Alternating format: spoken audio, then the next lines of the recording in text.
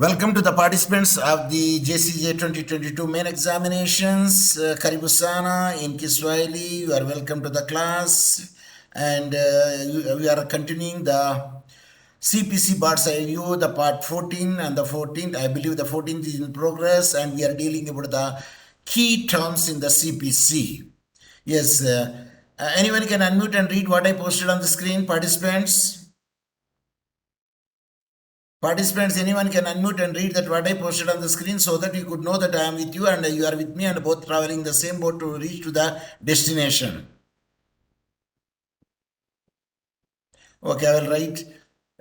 Welcome to the aspirants of JCJ 2022 main examination online class 16 November 2022. Today class is specially made at the time India time 10:30 to 11:20. Okay. Now the plaint order 7 rule 1 to 9 CPC of the 1901 and 1998 lecture, and this thing without wasting the time, and here the Professor Dr. Mohammed Saheb, Professor of Law, South Mwanza, Tanzania, East Africa. So without wasting the time, let me go back to our continuation is, yes, we are continuing the yesterday class with the rejection of plaint. The plaint shall be rejected in certain situations when the requirements are not fulfilled. So certain requirements are there which are not fulfilled over there at the time the plaint is rejected.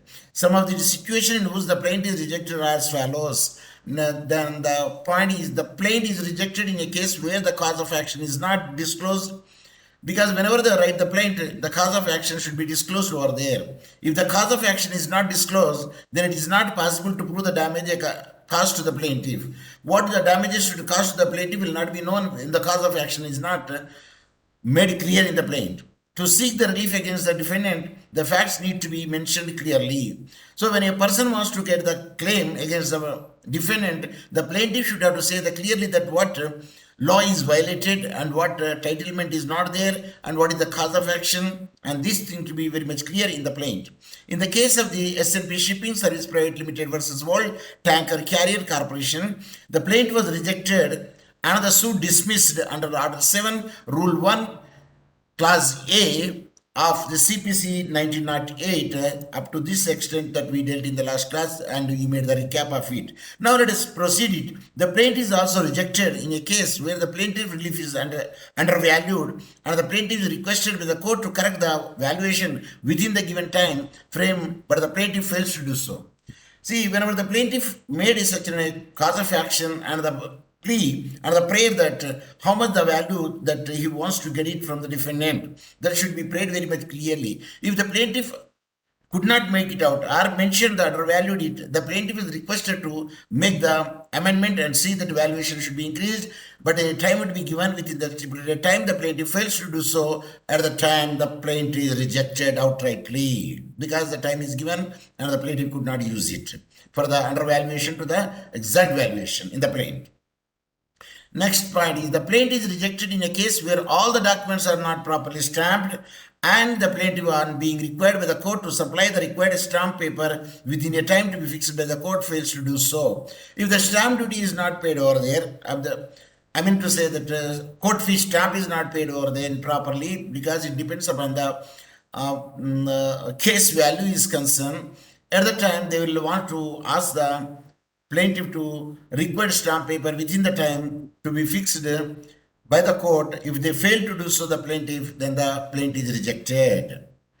I believe that it is clear. Participants, is it clear to you? Next point.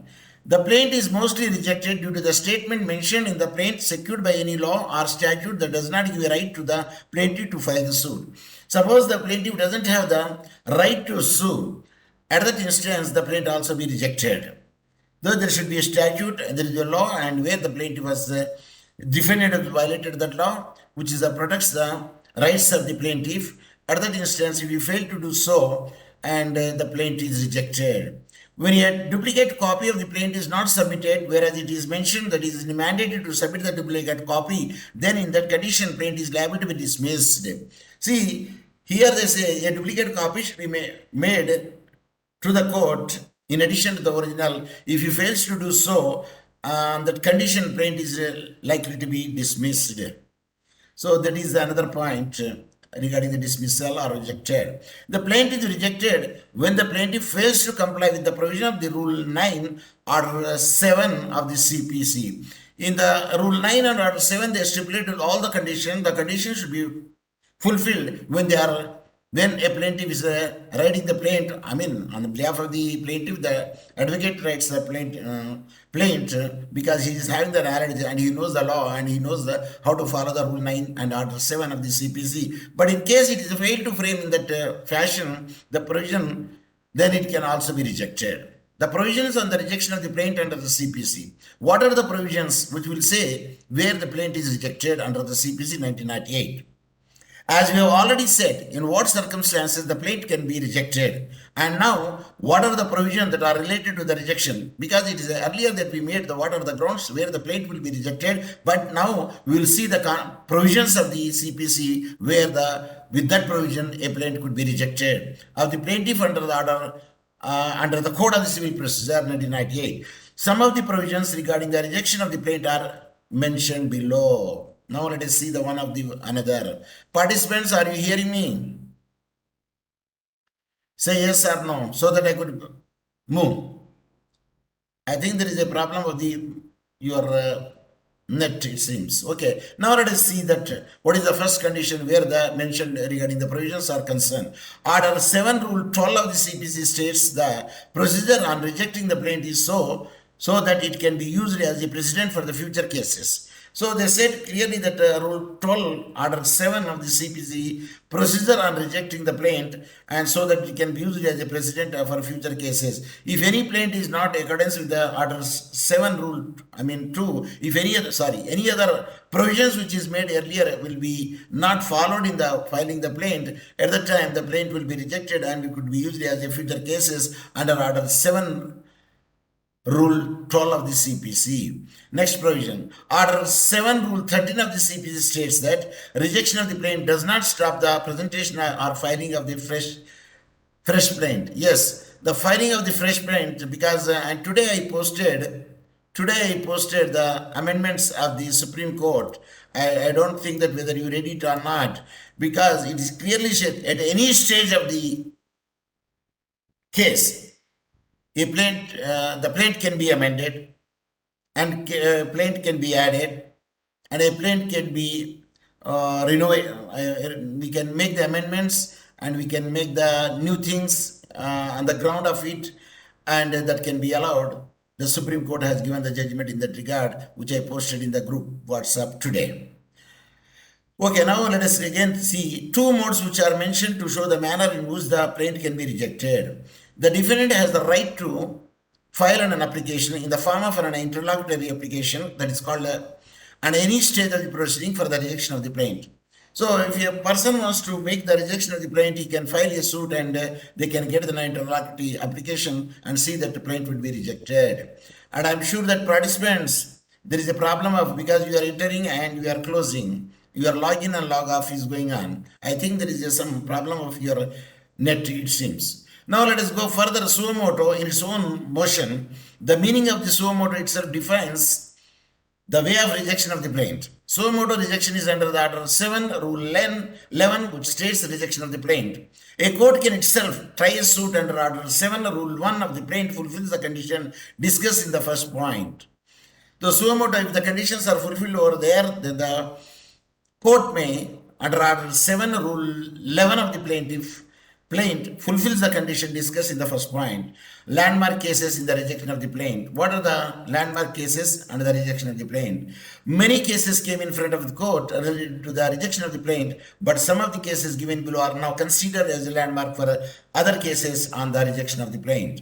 Now let us see the one of the case law which I highlighted here and made it bold and italics also, because generally there is no bold, but all the cases wherever it is mentioned, either body or in the footnote, it should be in italics. And a new style is a small v, and that is a dot or a full stop or a period should be put it over there. So now Kalepur Pala Subramaniam versus Tiguti Venkata. That is the case law. In this case, it was said that the plaintiff cannot be rejected in part and retained part under this rule. So there is no 50-50 rejection, 50-50 acceptance. It must be rejected as a whole and not with the rejection of one part and the acceptance of another part. It will not be the rejection of one part and the acceptance of another part would be there. Either it should be total be rejected or total be admitted. The judgment is considered as a landmark judgment and the rejection of the plaintiff. So now it is very much clear by the Kalaipur Pala Subramaniam versus Tiguti Venkata. It is made it very much clear that either the plaintiff either should be accepted wholly or rejected wholly, but not in the part where it is rejected and part is accepted. Is it clear? Say yes. Is it clear? Participants, are you there? Okay, let me proceed. And another case law which I am highlighting it with the, and I'm making the italics and making the bold also for your understanding. And Sopan Sugdeo Sable versus Assistant Charity Commissioner, in this case law, it was held that where the suit was the stage of recording of the evidence and an application under Order 7 Rule 11 of the Code was filed to delay the proceedings of the suit, the application of the Order 7 Rule 11 of the Code was rejected. It is self-explanatory. Where the suit at the stage of recording of the evidence and an application under Order 7 and Rule 1 of the Code was filed to delay the proceedings of the suit, the application under the Order 7 Rule 11 of the Code was rejected. Then if I believe that the condonation of the delay will be made if the reasonable ground will be shown to the court, if the court is satisfied over there, of course subject to the correction. Then another case law is, which I am highlighting here is, can anyone can unmute and read that what is the name of the case law? Participants. Okay, let me read it. Bibas Mohan Mukherjee versus Haricharan Banerjee. In this case, it was held that an order rejecting a plaint is a decree and hence it is applicable and binding in other cases which involve the rejection of the plaint. So whenever the plaint is rejected over there, the decision is like a decree which can be used as a precedent in other cases. Now let us see the another case law, Roja versus US Rayu. In this case law, what it has happened? The court in this case held that any application for the rejection of the plaint under Order 7, Rule 1 of the Code of Civil Procedure can be filed at any stage and the court has to dispose of the same before proceeding with a trial. See, in some of the cases it is made outrightly rejected because it is not didn't follow the norms of it. But here, of course, at the time it is when the trial is processed. But overall the Supreme Court judgment is there. At any time the plaint can be amended. Is it clear? That is the latest position. But here, Order 7 Rule 11 of the Code of the Civil Procedure can be filed at any stage at the court, and has to dispose the same before proceeding with the trial. So, it should be taken into consideration, then it can move it, and proceeding with the trial should be there at any stage of the case. Okay, now let us see the Kuldeep Singh Pathania versus Bikram Singh Jaria. In this case law, let me highlight it.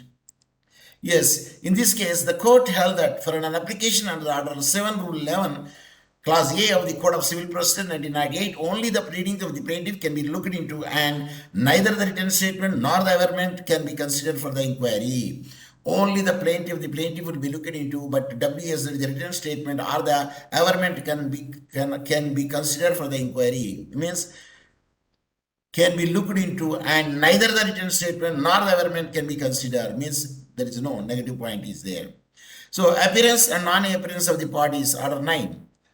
Appearance of the party, not an appearance party. As far as my knowledge goes over there, if the non-appearance would be there, then the ex parte judgment will be given. But the ex parte judgment can be also be revoked over there because the chance will be given to the other party to see that why they could not file the case and why the wakalatnama is not given, why the WS not filed on behalf of the defendant. So now let us see that the appearance of the parties to the suit, how it can be done and what are the procedures should be followed. As stated under the Rule 1 of the Order 9 of the Code of Civil Procedure 1998, the parties to the suit are required to attend the court either in person or by their pleader, an advocate, on the day which has been fixed in the summons. When the summons are issued over there, anyone should be present over there.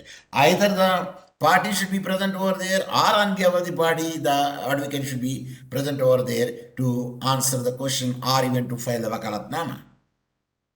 If the plaintiff or a defendant, when ordered to appear in a person and summons were issued to them, don't appear before the court and neither show the sufficient cause for this non-appearance, the court is empowered under the Rule 12 of the Order 9. Yes, Order 9 as follows. What? Number 1, bullet. If the plaintiff does not appear, dismiss the suit. If the defendant does not appear, pass an ex parte order. Non-appearance of both the parties to the suit. When neither the plaintiff nor the defendant appears before the court, when the suit is called for a hearing, then the court is empowered to dismiss the suit under the Rule 3, Order 9. The dismissal of the suit under this rule does not put a bar on filing a fresh suit on the same cause of action as per Rule 4. But it does not bar, again, they can show the reasons and say that condonation of delay can be made, a fresh suit can be also filed over there. The plaintiff can also apply for the setting aside the dismissal if he is able to satisfy the court that there was a sufficient beyond the non-appearance. If any party, either defendant or the plaintiff, if they show the reasonable ground for the not appearing for the summons day, at that instance the court will consider it. If the court is satisfied with the cause of non-appearance, then it may set aside the order of dismissal and schedule a day for the hearing of the suit. A dismissal can be undertaken, again the schedule for the hearing if the court is satisfied by the explanation given by the party, those who did not appear for the day of summons. Day of where the hearing would be there, or case is filed on particular day. The appearance of the plaintiff, how the appearance of the plaintiff would be there. So when only the plaintiff appears, but the defendant does not appear, then ex parte order can be passed against the defendant. Yes, where the plaintiff appears and the defendant will not appear, then the ex parte order will be against the defendant. But it doesn't mean that ex parte order is a conclusive judgment. But the plaintiff has to prove that the summons was served to the defendant. So it is again to be proved that whether the summons was served to the defendant or not, that is also a very important factor. Otherwise, he cannot dream that his case will fall on so and so day, unless until the written statement, a written summons will be submitted to me. Of course, if they deny it, that is a different issue. Again, we can show, because when you are sending I believe that summons will be served by the court personally. If not, I don't think that it will be sent by the post, but only notices will be sent by the post, and that will be the acknowledgement due. So if the services of the summons is proved, then only the court can proceed for the ex parte against the defendant, and the court may pass a decree in favor of the plaintiff. Yes, when you say the ex parte judgment, and you can give the decree in the favor of the plaintiff. The provision applies only for the first hearing and not for the subsequent hearing of the matter, and the same has been held in the case of the Sangram Singh versus Election Tribunal. So whenever the first party, they did not appear over there, at the time, the ex parte judgment will be given and the decree will be passed. When the defendant is not present either by himself or herself, or by on behalf of himself or herself, his or her advocate. So held in the case of the Sangram Singh versus Election Tribunal, that made very much clear over there. Even while passing an ex parte order, it is the duty of the court to secure the end of justice, even the absence of the defendant. In the case of the Mayadevi versus Lalita Prasad, it is one of the cases where even the ex parte judgment would be given, whether it is a final and conclusive or not. It has been held by the Supreme Court that it is the duty of the court to ensure that the statement in the plaint stand proven and the prayers asked before the court are worthy of being granted. This provision of the passing ex parte order cannot be passed when there are one defendant in the case and any of them appears. So if one of the defendant or many of them is there, it's not necessarily that if one is absent, the others should be present. I don't believe that the ex parte judgment will be, ex parte order will be passed. I repeat the reading here. Supreme Court held that it is the duty of the court, yes, to ensure that the statement in the plaint stand proven, okay, and the prayers asked before the court are worthy, means it is fair and reasonable of worthy being granted. And this provision, passing the ex parte order, cannot be passed when there are more than one defendant. In the ex parte order cannot be passed over there when there is more than one defendant, in the case any one of them appears. If any one of them appears at the time, the court will not pass an ex parte order. Subject to the correction, I think that I am right in my explanation. What do you say, participants? Okay, appearance of the defendant. Okay, appearance of the defendant. The provision lays down to deal with the appearance of the only the defendant has been laid down from Rule 7 to 11 of the Order 9. When the defendant appears, but there is no non-appearance of the plaintiff, then there can be two situations. Now, defendant appears, but the plaintiff is not. Nor plaintiff, nor his advocate appears over there. The defendant does not admit the claim of the plaintiff either wholly or in part of it. So the defendant admits the plaintiff claim. So the defendant does not admit the claim of the plaintiff either wholly or any part of it when the plaintiff itself not present over there. Or on behalf of the plaintiff, an advocate will not appear and the defendant is appear over there. So the defendant admits the plaintiff claim. If the defendant does not admit the claim of the plaintiff, then the court shall order the dismissal of the suit. But when the defendant admits completely any part of the claim made by the plaintiff, then the court is empowered to pass a decree against the defendant on the ground of such admission. Suppose the defendant agrees that yes, I am liable to pay him with the interest, the loan amount. At that instance, definitely even the plaintiff is not present over there, or on behalf of the plaintiff, if any defendant is not present over there, because the defendant is having the fear of God. If he could not pay here, but in the next one he has to pay. And if he believes in such a thing, then the decree against the defendant on the ground of such admission, he admitted it, and for the rest of the claim, the suit will be dismissed. So when he admitted, the suit will be dismissed because the payment will be made with the defendant. Dismissal of the suit of the plaintiff without hearing him is a serious matter and should not be adopted unless the court gets satisfied that in the interest of justice, such a dismissal is required, as cited by the Beaumont CJ in the case of the SHAM Shamdasani Central Bank of India. So naturally, do they hear? Yes, they hear. And if they are satisfied in the interest of justice and such a dismissal is required, then they can do so. And it is observed in the case of Shamdasani versus Central Bank of India. Does the same provisions apply to the non-appearance of the plaintiff due to the death? Even death is there, then where is the question of appearance? Of course, on behalf of him, that an advocate comes and gives the reason that he is no more and produce a death certificate, that is a different issue. When the plaintiff does not appear because of the death, the court has no power to dismiss the suit. Even if such order is passed, it will amount to a nullity as held in the case of PMM Pilayatiri Amma versus K. Lakshmi Amma. I repeat, when the plaintiff does not appear because he is no more in the world, the court has no power to dismiss the suit. The court will not dismiss the suit.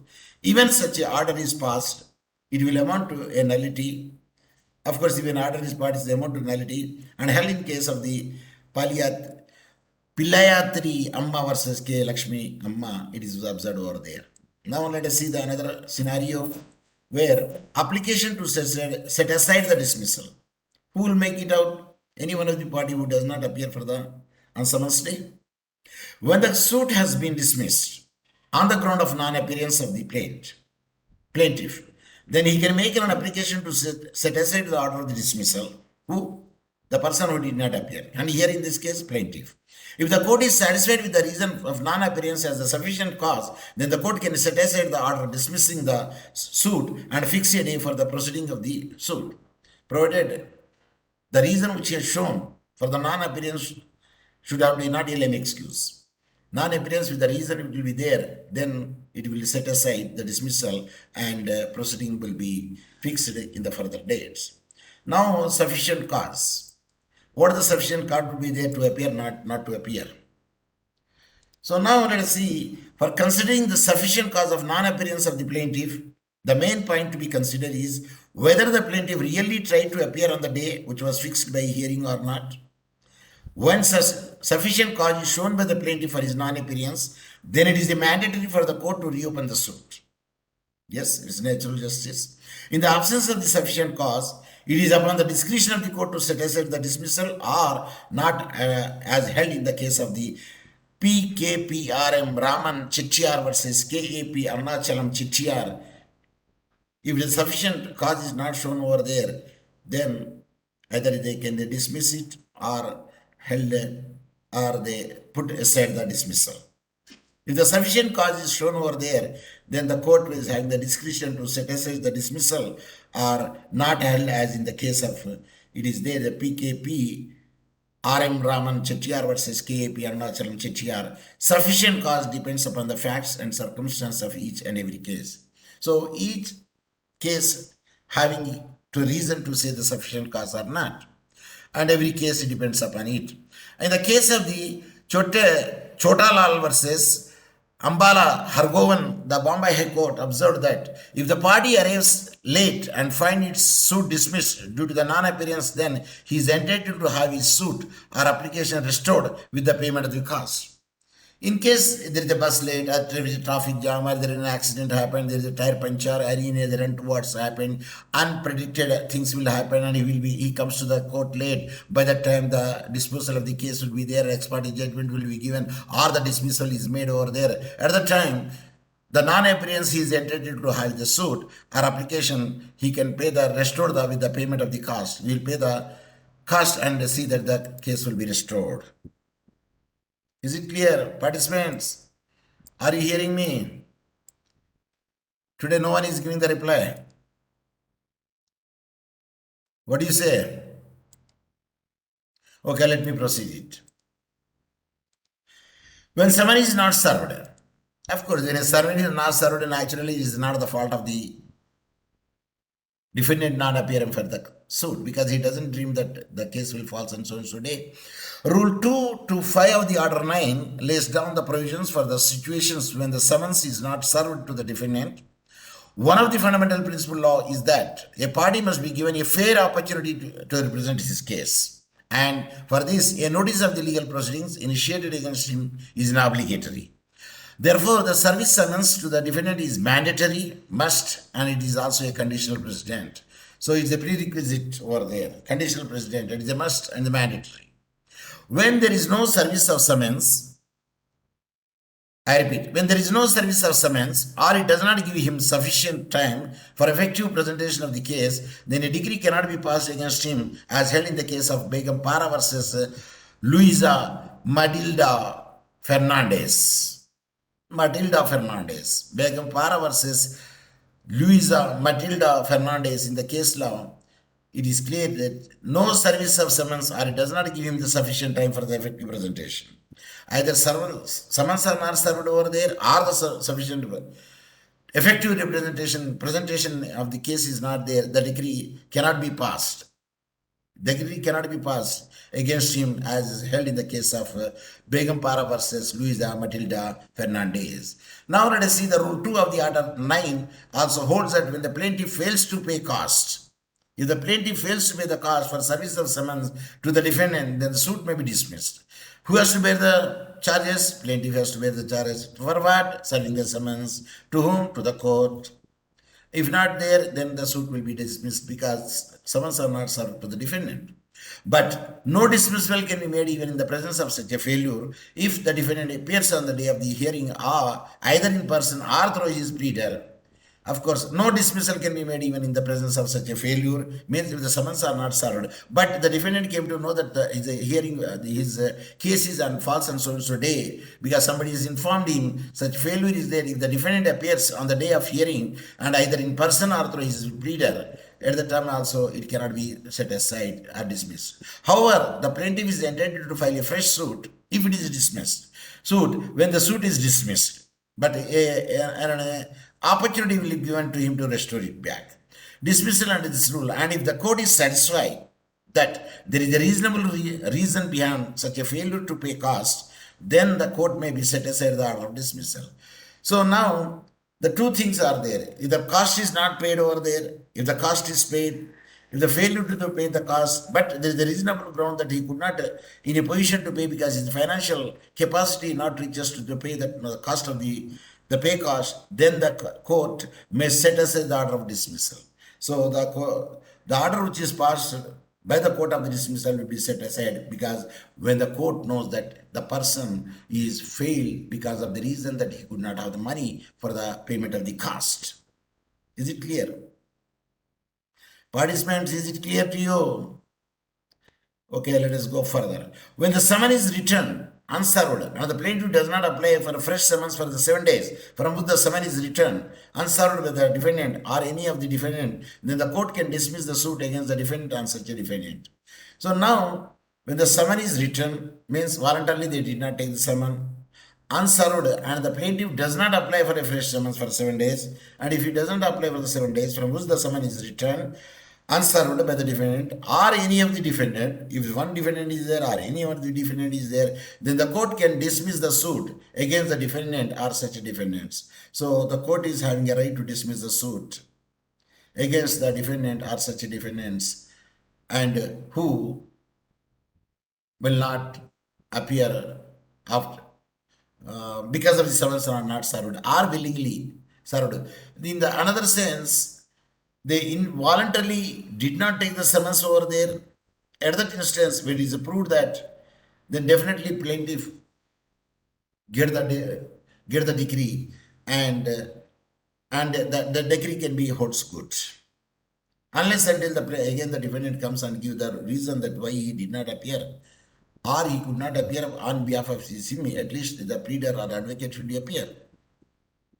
When the summons was not duly served to the defendant, it is not proved. Suppose if it is not proved over there, but serving the summons not proved, the court can direct the issue a fresh summons to the defendant for the service. If it is not proved over there, then the court will ask to serve the fresh summons. I don't think whether the amount will be paid by the plaintiff, because first serving the summons should be paid by the plaintiff. Regarding, suppose if it is not served over there at the second time when they made it, they should be made within the 7 days by the plaintiff itself. But here, a fresh summons to be defended for the services. And who will bear the charges? Even myself also doubt whether the second time also bear the charges by the plaintiff. Participants, if I am wrong, you can correct me, because I am not that much. I am not a person that I don't have an error in when I was delivering the lecture. No, it is I am also a human being, and error is a human. To err is a human being. So, subject to the correction, when the service of the summon is proved before the court, but the time prescribed in the summon is not sufficient for him to answer on the day which has been fixed. Summons are served, but the time is not sufficient to give the answer for the summons or make that WS for the then the hearing can be postponed by the court. At that instance, around one more opportunity will be given to the defendant. The hearing will be postponed by the court for a future date, and notice will be given to the defendant. But in spite of that, also the second time the defendant will not be present over there. Then the discretion of the court to again give some more time. If not, the ex parte judgment will be conclusive judgment. So now the date notice will be given to the defendant. Ex parte appearance and ex parte decree. What is that? These are all the keywords in the CPC, and we will come back as one should have the good knowledge of these all the keywords. Then only he can, because these are the tools where he can play his game. So ex parte appearance and ex parte degree is concerned when the defendant is absent on the day of the hearing, as fixed in the summons, an ex parte degree can be passed. When a defendant is absent on the day of the hearing, the plaintiff is present. At that instant, ex parte degree can be passed. The ex parte order is passed when the plaintiff appears before the court on the day of the hearing, but the defendant does not even after the summons have been duly served. The court can hear the suit ex parte and give ex parte degree against the defendant. So ex parte degree will be given against the defendant. That means plaintiff won the case. And the ex parte degree will be against the defendant and favorable to the plaintiff here. When summons are served, but still he did not appear the court at the time of the hearing. Okay, next scenario, an ex parte decree is a valid one that is not null and void, but can be merely voidable unless it is annulled on a legal and valid ground. So an ex parte decree or the order will be also a conclusive judgment, provided it can be merely voidable unless it is annulled a legal and valid ground. A legal and valid ground would be there, then you can say the null and void. If not, it is a voidable one.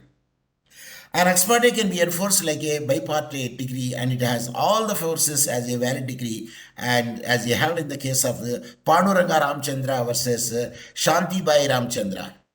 Even ex parte decree also bipartite decree, and at all the force as a valid as a decree, as held in the case of the Case law is Panduranga Ramchandra versus Shantibai Ramchandra. Participants, are you hearing me? Please give the answer. Only the 5 minutes are over. 5 minutes are left because the notification comes just on the screen. I think you might have seen also. So now let us see that remedies. What are the remedies against an ex parte degree? And which I highlighted here. When an ex parte degree has been passed against a defendant, the following remedies are available to him. To whom? Now let us see. He can apply to the court, who? Defendant. Can apply to the court under Rule 13 of the Order 9 for setting aside the ex parte degree passed by the court. When such a thing would be there, naturally the civil cases will take the longer time. Because if you go on giving the time, of course, a reasonable time would be there based on that thing. A man would give it, or his advocate may be busy on the day that he could not present over there. Still, the chance would be given to him as a civil cases. He can only apply the court under Order 13, Rule 13 of Order 9 of the setting aside the ex parte degree passed by the court. Who? Defendant. He can apply, who? Defendant. Can appeal against the degree under Section 96, Class 2 of the Code, or prefer revision under Section 115 of the Code when no appeal lies. In case there is no appeal lies over there, as per the sections are concerned, then he can ask for the revision also. Either go to the appeal or for the revision, if the appeal is not allowed over there. And defendant can apply for the review under the Order 47, Rule 1. See how many chances are given to the defendant even though he is not present at the time of the summons. A suit on the ground of the fraud can be filed. Yes, he can have such a rule, and the defendant is given such a chance to prove himself and set aside the ex parte order. Now let us see, a suit on the ground of a fraud can be filed. No, it will be null and void, and it can be voidable, and depending upon the parties who could contest it, the other party may prove it, a fraud is there. Setting aside an ex parte degree. However, ex parte degree will be setting aside. Of course, there are norms are there. With that, when a defendant follows over there, then the ex parte degree will be set aside. For setting aside the ex parte degree, an application may be made by the defendant. An application set aside the degree can be made to the court passing the degree. Which court has passed the degree, in that court we can apply for the ex parte degree unless until the court is transfer the case to some other court. And we studied in the earlier classes.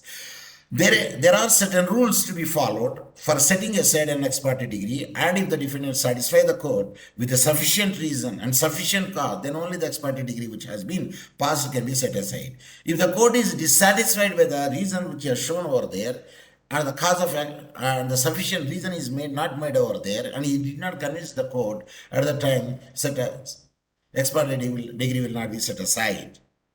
The limitation period for making an application for setting aside an ex parte degree is of 30 days. Within the 30 days of the ex parte degree is made, and the defendant should have to file a case to see that it should be restored back, ex parte will be dismissed, ex parte will be vacated. Now the grounds on which the ex parte degree can be set aside. What are the grounds where you can say the ex parte degree can be set aside? And here it is clearly mentioned, it is self-explanatory. Participants, anyone can unmute and read, because any time that the class will be over, because 50 minutes will be over. So the grounds on which the ex parte degree can be set aside are, number one, not one, only one is there. When the summons has not been duly served to the defendant due to any sufficient cause, and he could not appear on the day of the hearing, then ex parte degree can be set aside automatically. Now sufficient cause I made. What is the sufficient cause? It is made. If a sufficient cause is shown over there, that non-appearance, then the court will consider it. So I believe that at any time it will be stopped, provided if any doubt would be there, you can ask me, because at any time that Cisco Webex will be stopped, because the time is about to end.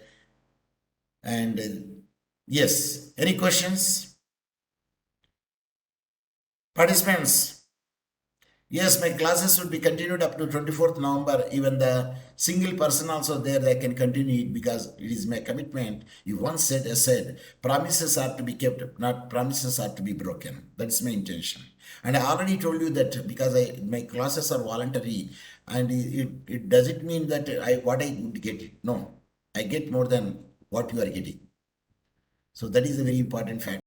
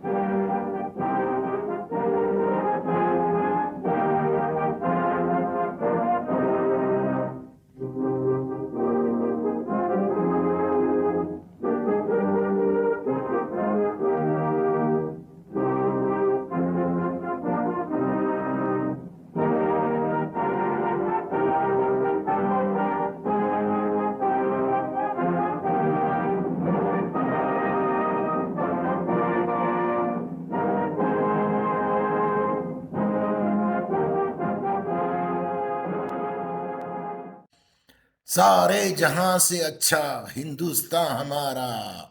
Jai Hind.